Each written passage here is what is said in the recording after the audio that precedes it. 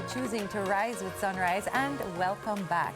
So this year marks a historic milestone in Jamaican sports as the Jamaica Golf Association, the JGA, celebrates its 100th anniversary, a century of dedication to the growth and development of golf in Jamaica.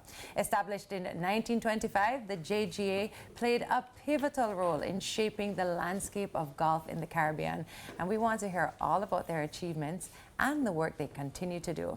So, welcome Jamaica Golf Association President Jody Munn Barrett to the show. That is a mouthful. Yes. I keep saying, I want to say Jamaica Golf.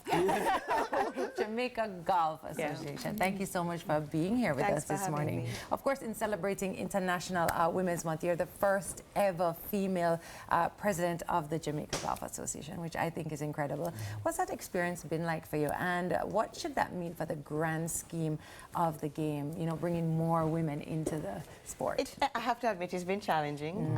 It's very difficult because you have to find a balance. I work. I'm a mother, a wife.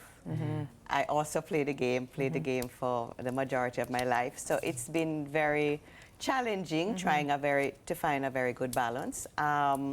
But it's also been rewarding because especially when you see the junior golfers out there going and representing their country, and that to me is the biggest high somebody can have, to see these kids out there and their dedication to represent their country.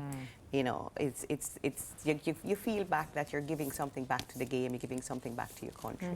So that makes it all rewarding. Are we seeing more girls enter? Not as yet. We really do need to see more women coming into the game, more girls coming into the game. I think a lot of times because the PGA Tour is seen so much more in the media and not the LPGA Tour. So I don't think girls realize that there is a path as well for them. Got it. Scholarships and you know, benefits as well. Got it. And we'll find an interesting name for them, like for netball is Sunshine Girls for the girls. We'll find an interesting name. But 100 years in 2025, that's a significant milestone. How would you say that the game has evolved over the years? Well, to tell you the truth, I have noticed a decline from when I was a junior golfer till now. There is definitely a decline, but I think that is also due to the fact that there are less golf courses now than there were then. And of course, economies of scale. As you know, things in Jamaica are not how they used to be many, many years ago. So the disposable income has shrunk somewhat overall. So people have to make choices, you know. I would love to see more golf courses opening up. I would love to see more impact with respect to golf tourism, because it's a huge money earner for Jamaica. Golfers in general, when they go wherever they go, they spend probably 3 times what an average tourist visitor would spend. And so that is money into the Jamaican economy. So I would love to see that moving forward. And we have beautiful courses. Absolutely beautiful courses. You mentioned 100 years, and I want to know, are there any plans to commemorate the milestone? Yes, absolutely. We want to do 3 clinics for the rest of the year, every quarter, a grow the game sort of clinic for juniors and adults. So that will start next quarter, so more information will come out. We're going to have our annual fundraiser June 21st at Constant Spring.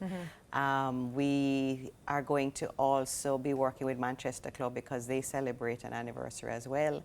And then we have our dinner, our Grand Gala dinner in August. And then the Jamaica Open, which is our big professional and amateur event in November. You know, I want to ask you, I mean, if someone asks me about football, they don't know anything about the sport. And what's the objective of the game? I'll say to get the ball in the goal and then you score.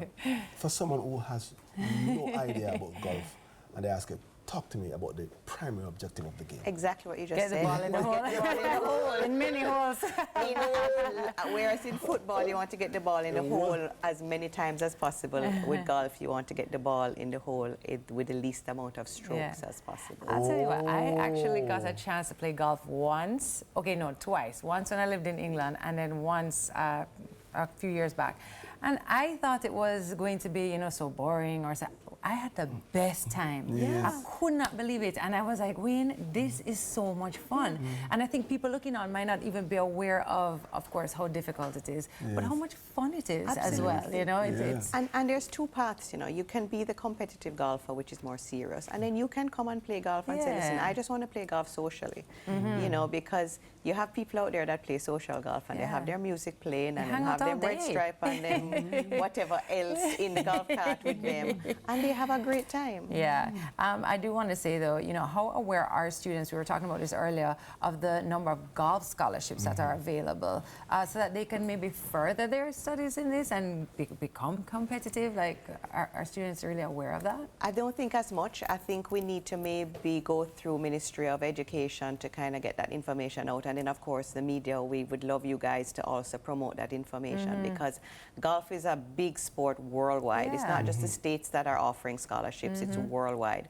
A lot of our junior golfers actually have access and are playing abroad due to scholarships. So they are there, we just need to get to work. Yeah, because I think there's a notion that there's tons of money in it, like, you know, kids who started to have tons, but I'm sure a lot of kids still need help to be able to. Most definitely. Incredible. And the scholarships are there. Once you have the grades and you show the golfing acumen, it's there for We're going to play some golf. Where can we come play some golf? Well, as you know, the closest place is Constant Spring. They have coaches right there available. You know, great. Just come and play. Yes, Kimena's golf club. Yes, all right. This is so fun. Okay, tell me, how was that first golf club back 100 years ago? I'll talk to you about it after. Listen, Thanks so much for being here. All right, our guest has been Jody Munbarrow, President of Jamaica Golf Association. We're going to take another quick break to make way for TK with our morning news, while IT tells me about the very first golf club 100 years ago.